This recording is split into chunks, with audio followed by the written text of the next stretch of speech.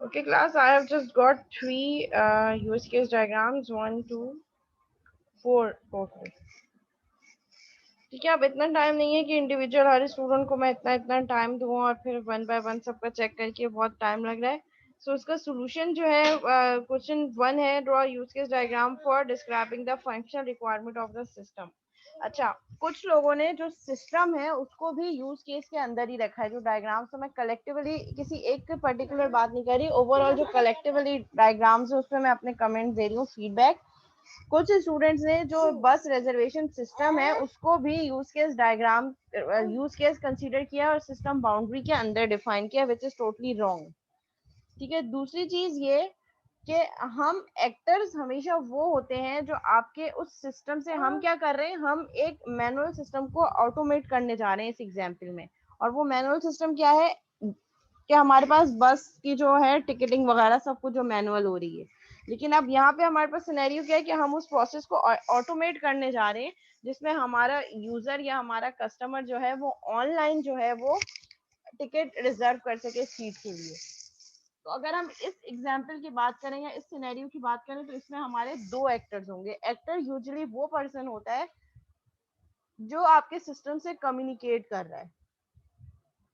ठीक है, क्योंकि हम अगर बस की बात करें तो इस सिनेरियो में बस is not communicating with your system. आपके सिस्टम से कम्युनिकेट कौन करेगा? बस कंपनी का एडमिनिस्ट्रेटर और पैसेंजर जिसने टिकट रिजर्व करना है, और आपका एडमिन होगा आपकी वेबसाइट का जो उसको मैनेज कर रहा होगा. ठीक है, तो ये चीजें सिनेरियो में से समझने की है. जो सिनेरियो गिवन होता है कि उस सिनेरियो में से एक्टर आइडेंटिटी, सबसे पहले मैंने आपको ये बताया था कि actor identification is the first important step when we are creating use case. कि उस सिनेरियो को पढ़ के, तो हम जो सिनेरियो बना है हमारा, वो सिनेरियो क्या है? बस रिजर्वेशन सिस्टम. देखिए यहाँ पे प्रॉपरली मेंशन है, consider an online reservation system. तो उस ऑनलाइन रिजर्वेशन सिस्टम में जो सिस्टम यूज करेगा, हम उस सिस्टम का यूज केस बना रहे हैं. तो हम ये देखेंगे कि उस सिस्टम को एक्चुअली यूज कौन करेगा. इस सिनेरियो में आपका बस ड्राइवर आपके सिस्टम को यूज नहीं कर रहा. आपके सिस्टम में जो ऑटोमेशन हो रही है, हम उस ऑटोमेशन के लिए सिस्टम बना रहे हैं, ऑनलाइन बस रिजर्वेशन सिस्टम. देखिए फर्स्ट लाइन ये कह रही है, online reservation system for a बस कंपनी. ठीक है, अब इसमें बसेस हैं, ट्रिप्स हैं, ये सब काम मैनुअल हो रहा है. अब इस मैनुअल काम में से कुछ चीजें हमें ऑटोमेट करनी है, और वो ऑटोमेशन क्या है? वो ऑटोमेशन है कि पैसेंजर अपनी टिकट्स ऑनलाइन रिजर्व कर सकता है.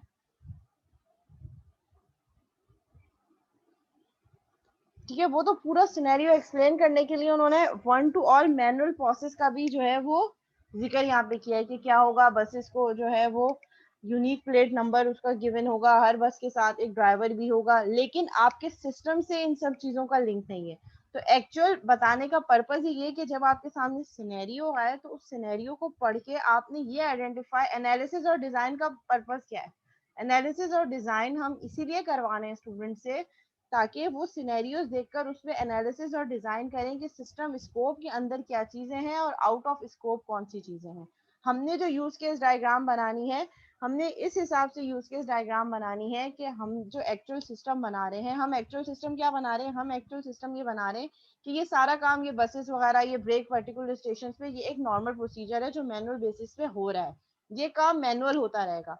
हम ये कह रहे हैं कि पैसेंजर को जो बस स्टेशन जाकर टिकट बुक करना पड़ता है वो ना हो, बस उसके पास जो है वो स्केजुलिंग वगैरह, वो टिकट ऑनलाइन रिजर्व कर सके थ्रू योर वेबसाइट. अब हम जो वेबसाइट बना रहे हैं, हमें उस वेबसाइट के अकॉर्डिंगली सिस्टम के एनालिसिस एंड डिजाइन करना है कि who will use the website. तो इस यहाँ पे कहीं भी जिक्र नहीं है कि जो ड्राइवर्स हैं और जो एयर होस्टेस हैं उनको ऑनलाइन पेमेंट होगी, या वो किस टाइम पे आ रहे हैं या किस टाइम पे नहीं जा रहे हैं, उनकी एंट्री सिस्टम पे होगी. हाँ, अगर इस सिनेरियो में ये चीज होती कि बस ड्राइवर्स और जो आपके एयर होस्टेस हैं उनकी एंट्री भी हो रही है सिस्टम में, वो भी लॉग इन कर सकते हैं और वो अपना स्टेटस देख सकते हैं कि हमने कितनी ट्रिप्स करी है और हमारी कितनी पे स्केल बनेगा. तो उस सिनेरियो में हम कहते हैं कि हाँ, हमारे बस ड्राइवर्स हैं या एयर होस्टेस हैं वो उस वेबसाइट को यूज कर रहे हैं. बस ड्राइवर्स, एयर होस्टेस का इस अभी जो सिनेरियो गिवन है उसमें इस वेबसाइट से कोई लिंक नहीं है. ठीक है, यहाँ पे हमारे पास क्या है? Seats can be reserve by customers on the website of the bus company. Bus company की वेबसाइट से सीट जो है वो कस्टमर रिजर्व करेगा. तो जब कस्टमर रिजर्व करेगा seat, it means he will use the website.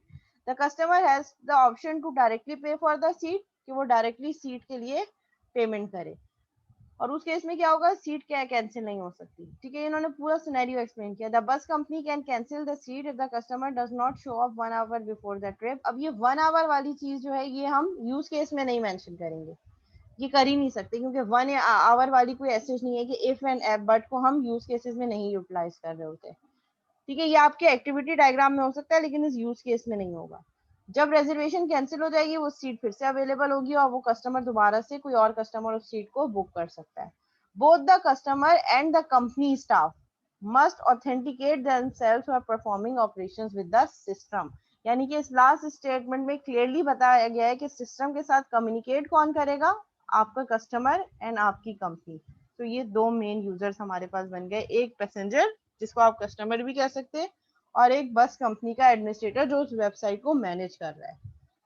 ठीक है, और बस रिजर्वेशन सिस्टम जो है वो हमारे पास सिस्टम बाउंड्री है, और इस सिस्टम बाउंड्री के अंदर जो हमने मेन यूज केसेस हैं वो डिटरमाइन कर लिए। मैंने आपको पहले ही कहा था कि आप कोशिश ये करें कि जो चीजें मेन फंक्शनैलिटी के लिए आप यूज केस बना रहे हो वो आप अपनी यूज केस में ऐड करें। लाइक यहाँ पे क्या है, passenger can view the status of bus, different buses के क्या स्केड्यूल है और कौन कौन सी सीट अवेलेबल है। Then he can reserve seat which will include log in. ठीक है, व्यू सीट के लिए लॉग इन रिक्वायरमेंट नहीं है, वो आप वैसे भी देख सकते हैं कि बसेस का स्केड्यूल क्या है, उसके लिए यूजर का रजिस्टर्ड होना is not mandatory. Passenger can reserve seat which will include login. He can cancel seat which will also include login.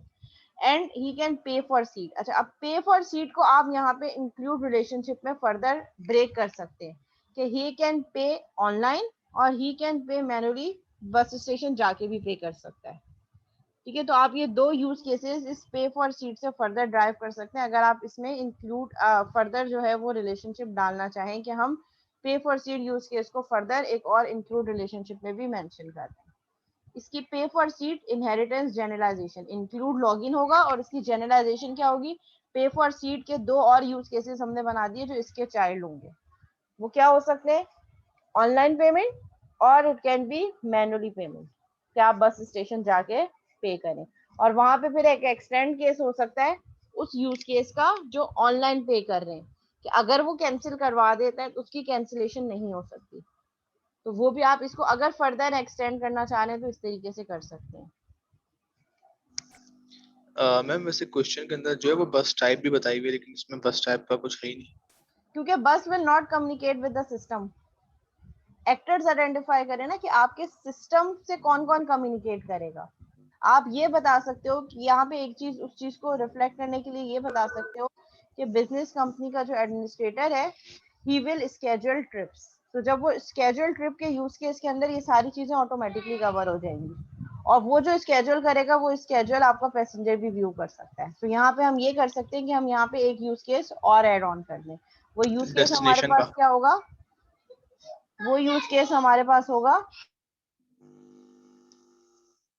Ma'am destination भी तो हो सकता है ना। देखो उसमें डेस्टिनेशन नहीं, हम वहां पे सिर्फ ये कहेंगे कि बस company administrator can schedule trips. तो स्केड्यूल ट्रिप के अंदर बहुत सारी चीजें आ जाएंगी। अब वो स्केड्यूल ट्रिप वाला काम मैनुअली हो रहा है, वो हमारा सिस्टम नहीं कर रहा, सिस्टम पे सिर्फ स्केड्यूल शो हो रहा है। तो हम सिस्टम पे सिर्फ यही करेंगे कि बस कंपनी एडमिनिस्ट्रेटर जो है वो क्या करेगा, वो हमारा स्केड्यूल ट्रिप्स को स्केड्यूल करेगा। ये मैं एक यूज केस यहाँ बना देती हूँ। ठीक है, और यहाँ पे मैं टेक्स्ट क्या लिख देती हूँ, स्केड्यूल ट्रिप्स, स्केड्यूल ट्रिप्स। ठीक है, और इसको मैं लिंक करवा देती हूँ हमारे एडमिनिस्ट्रेटर से कि ये काम हमारा एडमिनिस्ट्रेटर कर रहा होगा। बस अब इस स्केड्यूल के अंदर बसेस की टाइप भी वो स्केड्यूल कर रहा होगा, कौन सी बस है, उसकी डेस्टिनेशन भी आ जाएगी। ठीक है, अराइवल पॉइंट भी आ जाएगा, बस स्टेशन, ये सारी चीजें वो उस स्केड्यूल के अंदर आ जाएंगी। तो अगर आपने वो वाला आप फंक्शन चाह रहे हैं कि क्योंकि बस आपके सिस्टम से कम्युनिकेट नहीं कर रही, बस की रजिस्ट्रेशन नहीं हो रही, अगर ये आपका एग्जाम्पल सिनेरियो में ये होता है कि all buses are registered into the system, it means कि उसकी आपको बसेस की एक डेटाबेस बनानी पड़ती है, एक टेबल बनाना पड़ता है जिसमें बस की आईडी, बस का नेम और वो किस टाइप की बस है वो सब करना पड़ता है। लेकिन वो आपके सिनेरियो में नहीं है कि बस की रजिस्ट्रेशन भी सिस्टम में हो रही है। सिस्टम क्या कह रहा है कि वो सारी स्केड्यूलिंग कौन कर रहा है, आपका एडमिनिस्ट्रेटर करता है। बस कंपनी वाले स्केड्यूल कर रहे हैं ट्रिप्स को, और वो ट्रिप्स के डिफरेंट डिफरेंट क्लासिफिकेशन हैं, वो जब काम मैनुअली हो रहा है, वो सिर्फ स्केड्यूल जो है वो ऑनलाइन हो रहा है। स्केड्यूल बना लिया मैंने, लेट सपोज मैं बस कंपनी के जो है वो एडमिन हूँ, अब मुझे पता है कि मेरे पास 10 बसें हैं, अब वो 10 बसें मैनुअली मुझे चलानी है, अब उसका स्केड्यूल मैं अपनी वेबसाइट पे रख दूंगी, बस बाकी काम मैनुअल हो रहा है। अब वेबसाइट पे सिर्फ कस्टमर या पैसेंजर उन ट्रिप्स को देख सकता है और उनकी रजिस्ट्रेशन करवा सकता है कि मुझे जो है ये वाली बस जो इस टाइम पे जा रही है, मुझे इसकी रिजर्वेशन करनी है बस। तो वो रिजर्व सीट वाला यूज केस हमारे पास यहाँ पे हमने उसके लिए क्रिएट कर दिया। तो एनालिसिस और डिजाइन, सिनेरियो को पढ़कर फिर चीजें ड्रॉ करना, यही आपका एक्चुअल काम एनालिसिस और डिजाइन ही है। तो आप इसमें ये कर सकते हैं, स्केड्यूल ट्रिप्स और पे फॉर सीट को आप फर्दर डिवाइड कर सकते हैं जनरलाइजेशन की टर्म्स में, दो और यूज केसेस बना सकते हैं, जो कि ये हमारे पास जनरलाइजेशन है। सो जनरलाइजेशन के लिए हमारे पास क्या चीज हम यूज करेंगे, पेमेंट बाय,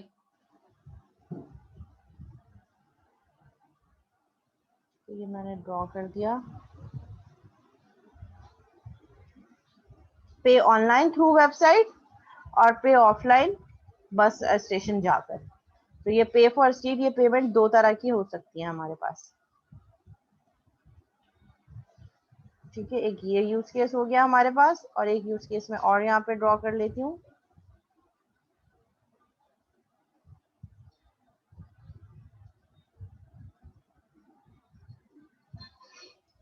ठीक है, तो यहाँ पे हमारे पास जनरलाइजेशन भी आ गई। यहाँ पे मैंने कहा कि एक हो गया हमारे पास ऑनलाइन पेमेंट और दूसरा हो गया ऑफलाइन पेमेंट।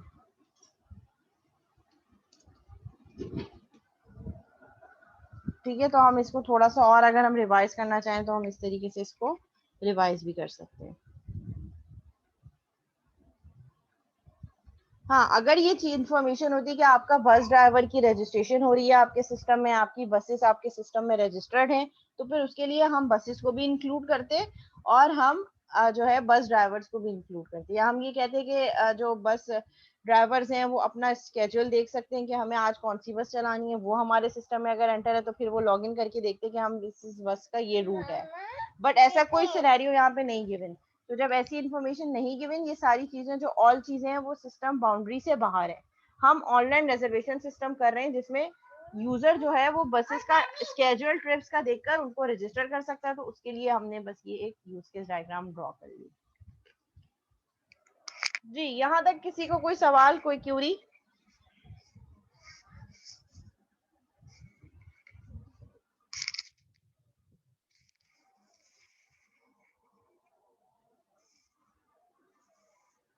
हाँ, अगर आप स्केड्यूल ट्रिप्स में फर्दर वो कर सकते हैं क्लासिफिकेशन, तो आप उसको जैसे नॉर्मल और एक्सपेंसिव ट्रिप यहाँ पे मेंशन कर सकते हैं। ठीक है, दिस यूज केस इससे भी बेहतर हो सकती है, और ऐसा भी हो सकता है कि इससे, जैसे अब मैंने ये ऑनलाइन पेमेंट और मैं इसमें जनरलाइजेशन वगैरह ना इंक्लूड करूँ तब भी ये काम कर रही है, लेकिन एक्चुअल स्कोप ये है कि सिस्टम का स्कोप यही है, इसमें यही चीज है। अब आप स्केड्यूल ट्रिप्स में दो कर दें कि एक नॉर्मल ट्रिप होगी, एक हमारे पास होगी एक्सपेंसिव ट्रिप्स, वो दो आप उसमें और इसकी यूज केसेस को जनरलाइज और करना चाहें तो कर सकते हैं, लेकिन इससे ज्यादा फर्दर फिर अब ये एक्सटेंड नहीं होगी इसमें बसेस। और अगर हम, जब तक हम अपने सिनेरियो में ऐड नहीं करेंगे इस यूज केसेस में एक्टर्स, हमारे पास बसेस और बस ड्राइवर्स और वो बस हॉस्टेस नहीं आएंगी, क्योंकि वो हमारे स्कोप में मेंशन तो है लेकिन हमारे सिस्टम के स्कोप में उनका कोई यूजेज नहीं है। They are not actors, they are not interacting with the system, वो इस सिस्टम से इंटरेक्ट नहीं कर रहे। आपकी इस वेबसाइट को आपका बस ड्राइवर, आपके बस हॉस्टेस जो है वो यूज नहीं कर रहे, बसेस की रजिस्ट्रेशन नहीं हो रही है आपके सिस्टम में। आपके सिस्टम के थ्रू सिर्फ स्केड्यूल अपडेट हो रहा है और उस स्केड्यूल को पैसेंजर देखकर अपनी टिकट बुक कर रहा है, बस दैट्स इट। तो जो चीज सिस्टम स्कोप के अंदर है वही चीज यूज केस में आएगी। ठीक है, ये हो गया हमारे पास। फिर इसके बाद नेक्स्ट क्या है, नेक्स्ट है हमारे पास write the flow of events associated with reservation of a seat following the discuss template. जो हमने टेम्पलेट ऊपर डिस्कस किया उसको देखते हुए आपने फ्लो ऑफ इवेंट्स बताना है associated with the reservation of seat, seat reservation से रिलेटेड फ्लो ऑफ इवेंट्स बताना है। तो फ्लो ऑफ इवेंट के लिए हमारे पास प्री कंडीशन क्या होगी, प्री कंडीशन होगी हमारे पास passenger must have registered him her as a member by filling the registration form. जाहिर सी बात है जब वो किसी सीट को जो है वो रिजर्व करवा रहा है, तो रिजर्व करने के लिए मैंडेटरी है कि उसने फॉर्म फिल करके वो रजिस्टर्ड यूजर हो। अगर रजिस्टर्ड यूजर होगा तभी वो मेन फ्लो तक जा सकता है। ठीक है, अब मेन फ्लो में क्या होगा हमारे पास, पैसेंजर और आगे फिर मेंशन है रजिस्टर्ड। वही यूजर जो रजिस्टर्ड होगा, जिसका यूजर नेम और पासवर्ड होगा, वही क्या करेगा, अपनी क्रेडेंशियल एंटर करेगा, user name and password. System verifies the user credential कि ये यूजर ऑथेंटिकेट यूजर है या नहीं है। System shows the login successful message E1। अगर लॉगिन नहीं हुआ तो फिर ऑल्टरनेटिव पे जाएगा, नहीं तो अगर सक्सेसफुल हो गया तो फिर नेक्स्ट स्टेप क्या जाएगा, passenger checks the bus schedule. ठीक है, वही हम उसी फ्लो को फॉलो कर रहे हैं। पैसेंजर क्या करेगा, किसी भी बस का स्केड्यूल फॉलो करेगा कि आज के डेज के क्या स्केड्यूल है, कौन सी बस कहाँ से कहाँ तक जा रही है, उसकी डेस्टिनेशन क्या है, वो सब चीजें। Passenger select date and time from the bus schedule. अब वो बस स्केड्यूल में से डेट एंड टाइम निकालेगा कि मुझे किस टाइम की बुकिंग करनी है, मुझे आज की बुकिंग करवानी है, मुझे कल की बुकिंग करवानी है, मुझे परसों की, एंड सो ऑन। तो वो डेट और टाइम सिलेक्ट करेगा। System checks for the availability. System check करेगा कि उसने जो बस जिस डेट और टाइम के लिए सिलेक्ट की है वो उस टाइम पे वो सीट अवेलेबल है या नहीं है। System confirms the availability E2। अगर ये कंडीशन सही नहीं होती तो फिर एक ऑल्टरनेटिव सोल्यूशन होगा जो E2 होगा, वो जो हम बाद में देखेंगे। System saves reservation details into the database. System अपनी डेटाबेस में क्या स्टोर कर रही है, रिजर्वेशन की डिटेल, जिसमें कस्टमर का नेम होगा, डेट होगा, टाइम होगा, कॉस्ट, वो सब चीजें, पेमेंट वगैरह। System reserve seat for the customer. System जो है वो कस्टमर के लिए सीट रिजर्व कर देगी। System shows message reservation successful. अब हम ऑल्टरनेटिव सोल्यूशन की तरफ जाते हैं जो हमने एक्सटेंशन दी थी, extension 1 E1 and E2। E1 हमें क्या कह रहा है, system shows the login successful message अगर यूजर नेम और पासवर्ड डेटाबेस में रखे हुए यूजर नेम और पासवर्ड से मैच हो गया। अगर नहीं तो फिर ऑल्टरनेट सोल्यूशन पे जाएगा जो कि E1 है। एंड E1 में हमारे पास फर्स्ट क्या है, an invalid name password is entered, the user is form to reenter a valid name और पासवर्ड। अगर उसका यूजर नेम और पासवर्ड नहीं मैच होता तो फिर आपका सिस्टम उससे कहेगा कि वो दोबारा से वैलिड यूजर नेम और पासवर्ड एंटर करे। E2 क्या है हमारे पास, सिस्टम कंफर्म्स द अवेलेबिलिटी। अगर कंफर्म नहीं करता तो ऑल्टरनेटिव पे जाएगा E2। If seats are not available the system asks the passenger to enter another bus schedule. अगर जो उसने बस के लिए सीट जो है वो रिजर्व करवाना चाह रहा है, अगर वो सीट अवेलेबल नहीं है तो सिस्टम प्रॉम्प्ट कर देगा कि इस टाइम और इस डे पे इस बस की ये वाली जो सीट है ये अवेलेबल नहीं है। ठीक है, और फिर उसको क्या कहेगा कि आप कोई और बस स्केड्यूल देख लें और उसको आप सिलेक्ट कर लें। फिर ये स्टेप दोबारा हो जाएगा, फॉलो होता रहेगा। ठीक है, अब हमने क्या करना है, नेक्स्ट इसका जो क्वेश्चन है वो ये कि हमने इसमें से यूज केस रियलाइजेशन परफॉर्म करनी है। तो फ्लो ऑफ इवेंट्स हो गए, use case realisation means boundary class, control class और एंटिटी क्लासेस आइडेंटिफाई करनी है। तो यहाँ पे हमारे पास यूज केस रियलाइजेशन में एंटिटी क्लासेस कौन सी बनेंगी, एक रिजर्वेशन की। ये हम पूरे यूज केस की रियलाइजेशन नहीं कर रहे, हम इस ये जो फ्लो ऑफ इवेंट है इसी की बात कर रहे हैं जब पैसेंजर रजिस्टर करवाएगा सीट। तो इसके लिए हमारे पास क्या सिनेरियो बनेगा, रियलाइजेशन किस तरीके से होगी, रियलाइजेशन हमारे पास इस तरीके से होगी। सबसे पहले तो हमारे पास रिजर्वेशन का पेज होगा जहाँ पे कस्टमर सेलेक्ट कर रहा होगा बसेस जहाँ पे रिजर्व करवा रहा होगा वो, that would be the boundary class जो यूजर इंटरफेस होगा। देन हमारे पास रिजर्वेशन की एंटिटी क्लास होगी, जब वो रिजर्व कर देगा सीट तो वो सारी की सारी इंफॉर्मेशन कहाँ जाएगी, रिजर्वेशन की क्लास के थ्रू डेटाबेस में जाएगी। फिर हमारे पास रिजर्वेशन डिटेल्स की एक एंटिटी क्लास होगी जो रिजर्वेशन की पूरी डिटेल बताएगी कि कस्टमर कौन है, कस्टमर का नाम क्या है, किस डेट पे कौन सा स्केड्यूल बस का और कौन सी सीट उसको एलोकेट हुई है, वो डेटाबेस में जाके एंट्री करेगी हमारी एंटिटी क्लास। फिर हमारे पास रिजर्वेशन हैंडलर की एक कंट्रोल क्लास होगी, वो कंट्रोल क्लास क्या कर रही होगी, जो इन्फॉर्मेशन बाउंड्री क्लास से आ रही होगी उसको रिजर्वेशन क्लास में स्टोर करते हुए हमारे डेटाबेस में एंट्री करवाएगी। जो इफ एंड बट्स हैं वो सारे कौन यहाँ पे कंट्रोल क्लास उसको मैनेज कर रही होगी। तो ये हमारे पास मैम, यूज रियलाइजेशन है जी। मैम जो यूज केस रियलाइजेशन है जी इसमें मैंडेटरी तो नहीं है ना कि हम क्या कहते हैं डायग्राम ही बनाए, उसको हम रिटर्न भी लिख सकते हैं इस तरह वर्ड्स में, किसको पॉइंट्स में।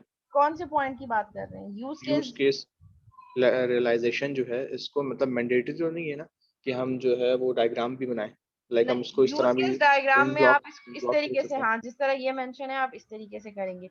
लेकिन अगर गिवन हो कि आप यूज केस रियलाइजेशन शो करें यूजिंग रॉबिस्टनेस डायग्राम तो वहां पे फिर वो उसके जो स्टेरियोटाइप्स वो डायग्राम्स के फॉर्म में फिर बनेगी।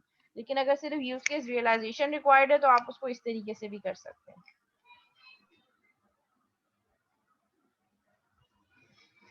ठीक है, ये हो गया हमारे पास एक सिनेरियो। एक सिनेरियो में आपके साथ एक और केस स्टडी है वो भी डिस्कस कर देती हूँ।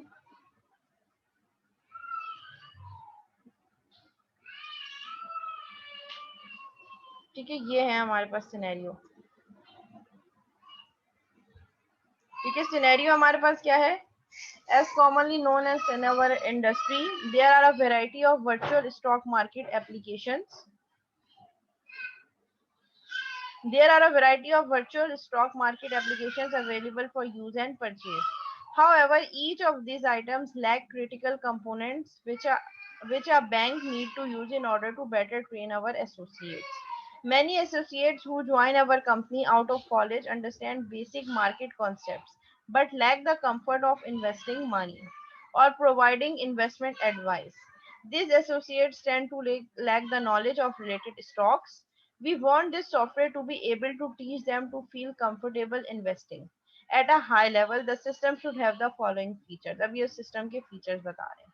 ठीक है, सिस्टम क्या है कि हमारे पास जो मार्केटिंग या जो सेल्स रिप्रेजेंटेटिव है उनको जो है वो मार्केट कॉन्सेप्ट का तो पता है कि चीजें कैसे बेचनी है, लेकिन जो चीज बेचनी है या जो इन्वेस्टमेंट करवानी है उसका जो है उस पर कॉन्फिडेंस नहीं है कि इन्वेस्टमेंट के बेनिफिट्स क्या होंगे और इन्वेस्टमेंट से रिलेटेड एडवाइस देनी हो अगर कस्टमर को रन टाइम पे तो उसको कैसे एडवाइस देनी है। तो ये सिस्टम जो है ट्रेन करेगा कि जो है लोगों को बताने में कि उनको अगर वो अपना मनी इन्वेस्ट करते हैं तो उनको क्या क्या बेनिफिट्स होंगे। The system shall allow new players to register an account with their email, which should be external to our website. Required information should include a unique username password that meets the guidelines. ठीक है, हमारा system क्या करेगा, user को allow करेगा कि वो register कर सके विद देयर ईमेल आईडी, चाहे जीमेल पे हो हॉटमेल पे हो, उस ईमेल आईडी से वो रजिस्टर करे अपने आप को, जो कि हमारे system which should be external to our system, जो हमारे सिस्टम के लिए एक्सटर्नल होगी वेबसाइट के लिए। और उसके लिए क्या इन्फॉर्मेशन रिक्वायर्ड होगी? Unique user name and password, यानी कि रजिस्टर्ड ईमेल हो किसी भी जो है वो सर्वर पे, और फिर उसके बाद user name and password. The system shall support placement of order by filling out an order ticket by the player. जब वो प्लेयर रजिस्टर्ड हो गया वो क्या कर सकता है, वो अपना ऑर्डर प्लेस कर सकता है by filling out an order ticket by the player. वो प्लेयर क्या करेगा, ऑर्डर टिकट को फिल करेगा सो वो he can play his order. The order ticket should contain order type quantity and price. ठीक है, ऑर्डर टिकट में क्या क्या चीजें हो सकती हैं, order type quantity and price. ये क्लास डायग्राम के लिए तो हेल्पफुल होगा कि ऑर्डर के लिए ये चीज, लेकिन यूज केसेस में हम इन चीजों को ऐसे मेंशन नहीं करेंगे। एट्रीब्यूट यूज केसेस में मेंशन नहीं होते। यूज केसेस आपके सिस्टम का डायनामिक बिहेवियर बता रहे होते हैं कि जब एक्टर आपके सिस्टम को यूज करेगा तो वो उसका क्या एक्सपीरियंस होगा। तो आपने उसी चीज को एनालिसिस और डिजाइन करके यूज केस डायग्राम बनाना है। आपने ये नहीं बताना कि एट्रीब्यूट अगर ऑर्डर होगा तो ऑर्डर के एट्रीब्यूट्स ये होंगे, वो चीजें हम क्लास डायग्राम में बताते हैं। The system should allow the player to search for the security. The security data provider should be responsible to provide the information including last price, bid, ask prices and chart to the player. ठीक है, जो security data provider user होगा वो user को ये सारी information provide कर रहा होगा कि इस लास्ट प्राइस क्या थी, और अब बिड या जो आस्क प्राइसेस और जो रिलेटेड चार्ट्स हैं वो प्लेयर को शो हो रहे होंगे कि लास्ट बिड इतने पे लगी थी, लास्ट प्राइस इतनी थी और बिड इस पे अब इतने की लग सकती है, और यूजर को चार्ट भी शो कर रहा होगा। The system should allow the player to buy and sell a security either a bond or stock. Let's suppose अगर मैंने कोई बॉन्ड परचेज किया या मैंने स्टॉक में मेरी कुछ इन्वेस्टमेंट है तो मैं उसको चाह रही हूँ परचेज करना तो मैं बाय भी कर सकती हूँ, और अपना बॉन्ड में किसी और को सेल करना चाह रही हूँ तो मैं सेल भी कर सकती हूँ। Prices will be provided from the security data provider. Security data provider ही आपको जो है वो प्राइसेस देगा कि अगर आपने कोई बॉन्ड परचेज करना है तो उसकी ये प्राइसेस हैं, और अगर आपने उसको सेल आउट करना है तो किस तरीके से, वो सारी इन्फॉर्मेशन आपको सिक्योरिटी डाटा प्रोवाइडर प्रोवाइड कर रहा होगा। The player should be allowed to visit his portfolio in order to view current securities held.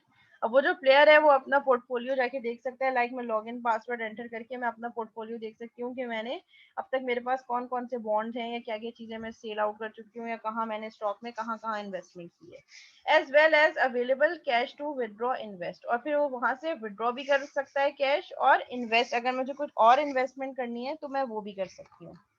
The system shall maintain a player database of player portfolios. अब वो यहाँ पे क्या कह रहा है कि आपका सिस्टम प्लेयर की डेटाबेस भी मेंटेन करेगा जहाँ पे प्लेयर पोर्टफोलियो से इंफॉर्मेशन जा रही होगी, and transaction that manage the player portfolios and transactions. आपका सिस्टम क्या चीज स्टोर कर रहा होगा? प्लेयर की पोर्टफोलियो भी, कि लाइक उसने क्या चीज कहाँ इन्वेस्ट की है, कौन कौन सा पैसा उसके पास कहाँ है, और उसने कौन कौन सी ट्रांजेक्शन्स की हैं, उन ट्रांजेक्शन का रिकॉर्ड भी आपका सिस्टम अपने पास स्टोर कर रहा होगा. मतलब ये सारी फीचर्स आपका सिस्टम परफॉर्म कर रहा होगा.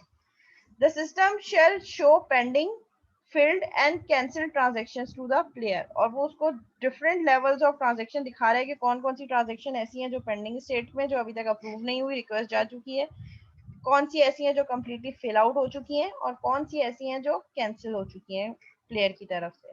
The system should also support creation of investment games beside joining existing game by the player, where an initiating player becomes the game administrator of the created game for managing the game. Managing involves add remove players from the game as well as accept decline request to join game. ठीक है, game से related सारी information जो है वो game admin create कर रहा होगा जिसने उस गेम को क्रिएट किया है, और वो ही उसी गेम को मैनेज करेगा. मैनेजिंग में क्या क्या चीजें होंगी कि किस कौन से प्लेयर को गेम में ऐड करना है, कौन से प्लेयर को रिमूव करना है, किसकी रिक्वेस्ट को एक्सेप्ट करना है, किसकी रिक्वेस्ट को डिक्लाइन करना है. The system will have frequently asked question page as well, where players will learn how to use system. ठीक है, तो सिस्टम में एक FAQ का नाम का पेज भी होगा जो कि प्लेयर्स को इन्फो दे रहा होगा कि वो सिस्टम को कैसे यूज कर सकते हैं. जैसे लेट सपोज कोई नया यूजर आ रहा है, उसको नहीं पता कि कैसे सिस्टम को यूज करना है, तो FAQ वाला पेज जो है, फ्रीक्वेंटली आस्क्ड क्वेश्चन वाला पेज, उसको हेल्प आउट कर रहा होगा. The system should be simple to understand and used with minimum knowledge of a player's learning curve. ठीक है, सिस्टम ऐसा होना चाहिए कि हर प्लेयर जो है वो उसको, यानी कि हर यूजर उसको इजीली, चाहे टेक्निकल यूजर हो नॉन टेक्निकल यूजर हो, इजीली उसको यूज कर सके. The layout of the page should be simple and easy to understand and contain most of the contents on the fewer page. मतलब कम से कम pages पे, ऐसा ना हो कि इस जहाँ ये काम करना है तो ये क्लिक करें, फिर ये क्लिक करें, फिर ये क्लिक करें. इतना ना हो कि आपका यूजर जो प्लेयर जो नॉन टेक्निकल है वो उसको देख के ही चकरा जाए कि बहुत मुश्किल उसका जो है वो इंटरफेस है. The system should be able to run on different platforms such as Windows, Unix और Mac. Different platforms पे run कर सके. It should the same theme and consistency between different browser, और जिस भी ब्राउजर पे चले कंसिस्टेंसी जो है वो रहनी चाहिए. मतलब कलर स्कीम और जो फॉन्ट कलर है वो सब में सेम रहे. ऐसा ना हो कि अलग अलग अगर ब्राउजर्स पे चल रहा है तो उसकी जो रेजोल्यूशन है और वो सब चेंज हो रही हो, ऐसा ना हो. The system shall be efficient as possible, allowing players to start a game within 5 clicks, buy a stock within 3 clicks, and view a portfolio in 2 clicks. मतलब इन्होंने इस तरीके से रेशियो बताया कि अगर आपके प्लेयर को आपके सिस्टम से कोई गेम खेलना हो तो वो 5 क्लिक्स करके ही उस गेम तक पहुंच जाए, और अगर कोई स्टॉक बाय करना है, ठीक है, तो उसके लिए वो 3 क्लिक्स, मतलब 3 दफा क्लिक करके ही वो उस पेज पे चला जाए जहाँ से उसने स्टॉक बाय करना है. और अगर अपनी प्रोफाइल व्यू करनी है तो सिंपल 2 क्लिक्स करके वो अपनी प्रोफाइल पोर्टफोलियो व्यू कर सकता हो. ठीक है, आपने क्या करना है, इसके लिए यूज केस डायग्राम बनानी है. इस अबव सिस्टम की फंक्शनल रिक्वायरमेंट्स को देखते हुए use appropriate relationship among the use cases and actors. First, identify the actors of the system, then identify the use cases, then communication between actors and use cases. और इन functional requirements को देखकर आप ये बताएं कि कौन से use cases further include, extend और जनरलाइजेशन में डिवाइड हो सकते हैं. ये टास्क है आप लोगों का 246 हो रहे हैं हमारे पास. 10 मिनट्स बहुत है आई गेस. चलें इसको सॉल्व करना तो शुरू करें.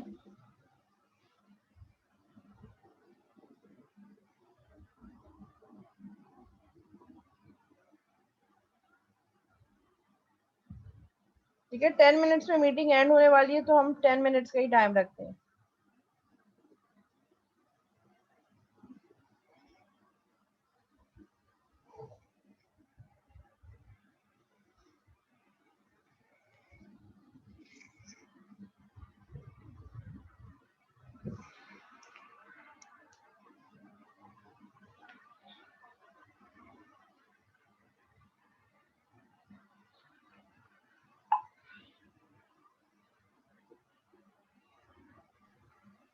मिस ये फाइल अपलोड करिएगा. मुझे इसको थोड़ा सा स्क्रॉल अप कर देंगे, ऊपर का नजर नहीं आ रहा. एक मिनट. यहीं से स्टार्ट हो रहा है ये, एस कॉमनली नोन से। जी नहीं सर। मिस ये फाइल अपलोड कर दे। फाइल पूरी तो अपलोड नहीं कर सकती, ये क्वेश्चन मैं चैट पे सेंड कर देती हूँ।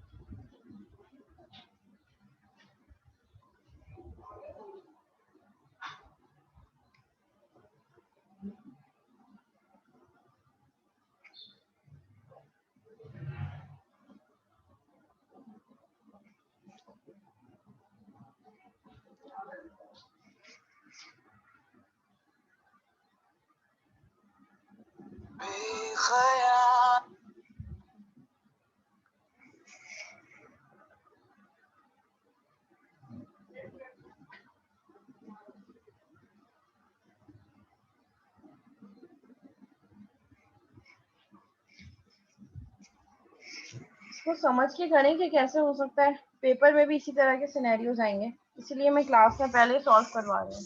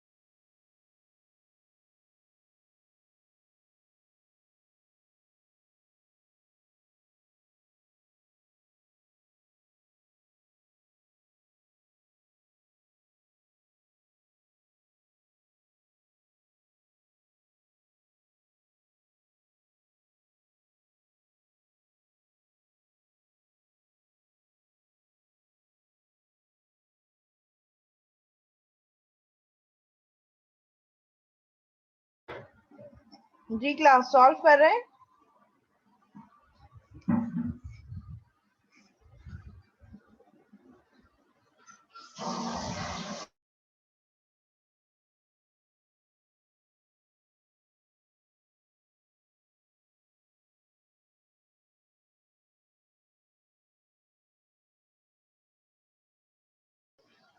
अच्छा, सिनेरियो देख के आपने ये भी आइडेंटिफाई करना है कि इसकी फंक्शनल रिक्वायरमेंट्स क्या हैं और नॉन फंक्शनल रिक्वायरमेंट्स क्या हैं।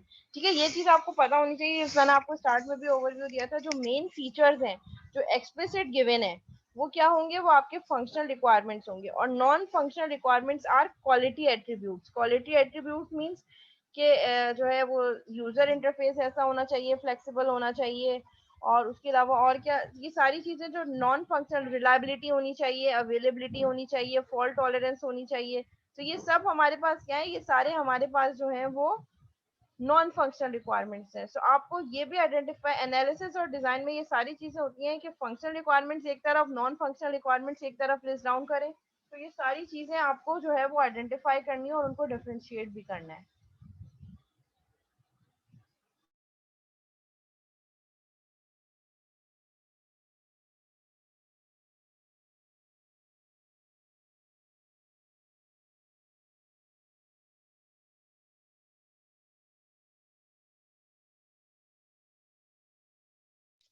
मैम इसको ब्रेक के बाद में सॉल्व करें। सॉल्व आप लोग अभी कर लें, ब्रेक के बाद मैं इसका सोल्यूशन आपको दिखा दूंगी। इतना टाइम मैम नहीं है अभी ना जो कि ना अभी वो अभी 4 मिनट्स हमारे पास अभी भी हैं। अगर मैं इसको मीटिंग को एंड भी कर देती हूँ 10 मिनट्स ब्रेक, तो 15 मिनट्स हमारे एक्स्ट्रा वेस्ट हो जाएंगे। और अगर फिर नेक्स्ट मीटिंग में मैं आपको 10 मिनट्स या 5 मिनट्स और एक्स्ट्रा दूँ, तो हमारे फिर उस मीटिंग में भी इससे भी 10 मिनट जो है वो वेस्ट हो जाएंगे। तो आप इसको सॉल्व कर ले। ब्रेक में आपके पास 10 मिनट्स का टाइम होगा, 15 मिनट्स की ब्रेक ले लेते हैं, 10 मिनट्स में इसको सॉल्व कर लें, 5 मिनट का ब्रेक लेके दोबारा से क्लास ज्वाइन करेंगे। फिर आप अपने सोल्यूशन मुझे व्हाट्सएप पे जब तक सेंड भी करते हैं, मैं उसको चेक भी कर लूंगी, और फिर उसके बाद जो है मैं इसका सोल्यूशन आपके साथ शेयर कर दूंगी। मिस ये क्लास कब तक ऑफ होगी ये बता दें। क्लास मोस्ट प्रोबेबली 4 बजे तक इंशाल्लाह। मिस थोड़ा सा जल्दी कर दें मिस, वो सुबह भी क्लास थी मिस, यूनी से सीधा घर आए और क्लास आपकी लेना शुरू कर दी। सही है, और मेरी भी सुबह क्लास थी। पहले मैंने सॉफ्टवेयर इंजीनियरिंग की क्लास ली है, उसके बाद मैं आर्ट की क्लास ले रही हूँ। 2 बिल्कुल ड्राई सब्जेक्ट पढ़ा के तो वो एक डिले आ ही जाता है, पॉसिबल नहीं होता। 12 बजे क्लास खत्म होती है, वो होते होते लेक्चर्स अपलोड करते हैं, फॉर्म फिल करते हैं, सब चीज़ 12 बज जाते हैं। फिर इतनी जल्दी आधे घंटे बाद दूसरी क्लास स्टार्ट करना पॉसिबल नहीं होता घर से। इस वजह से वो थोड़ा सा आगे, फिर लाइट का भी प्रॉब्लम, कभी नेट का भी, तो वो सब चीज़ें हो जाती हैं। इस वजह से आज कुछ ज़्यादा डिले हो गया। जी मिस, आज तो बस हो गई। और आज हमने नया तो कुछ पढ़ा ही नहीं है, प्रैक्टिस ही करवाई है मैंने मिड टर्म के लिहाज से, कि ताकि मिड टर्म में जब सिनेरियोज आए, ऑल्दो हम इससे ये कुछ बहुत टेक्निकल किस्म के सिनेरियोज हैं। हमने इससे पहले भी जब यूज केसेस पढ़ी थी तो उसमें भी हमने डिफरेंट सिनेरियोज ही देखे थे। शॉपिंग कार्ट वाला सिनेरियो देखा था, एटीएम वाला सिनेरियो देखा था, ई कॉमर्स की वेबसाइट का भी एक सिनेरियो देखा था, ईएसयू कोर्स रजिस्ट्रेशन वाला सिनेरियो तो हम फर्स्ट डे से ही पढ़ रहे हैं। तो हमारे टोटल 6 to 7 सिनेरियोज हो गए। एक मैंने आपको क्विज भी दिया था, तो 7-8 सिनेरियोज तो हम पढ़ चुके हैं यूज केस से रिलेटेड। मैं कोशिश मेरी ये होगी कि मैं 1-2 आपको एक्टिविटी डायग्राम से रिलेटेड भी करवा दूं।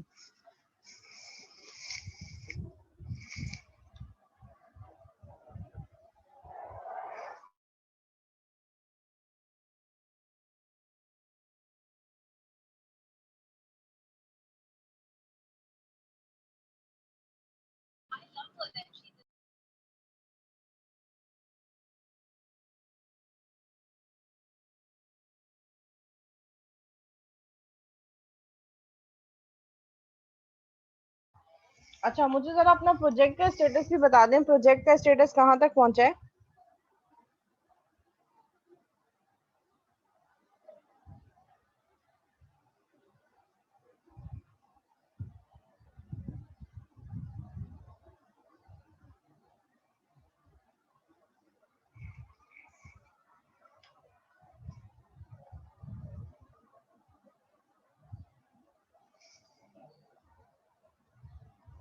अच्छा, प्रोजेक्ट से रिलेटेड हम एक सेशन भी रखेंगे। अभी आज की मीटिंग का जो लास्ट सेशन होगा हमारा, वो प्रोजेक्ट डिस्कशन रिलेटेड होगा। ठीक है, अभी मीटिंग एंड होने वाली है, हम 15 मिनट्स के ब्रेक पे जाएंगे। आफ्टर 15 मिनट्स ब्रेक हम 3:15 पे दोबारा कंटिन्यू करेंगे इंशाल्लाह। जब तक आप इस ये जो मिस क्वेश्चन है ग्रुप में इसका मैसेज करिएगा जी जी बिल्कुल, मैं व्हाट्सएप। ग्रुप में मैसेज कर दूंगी, व्हाट्सएप ग्रुप पे।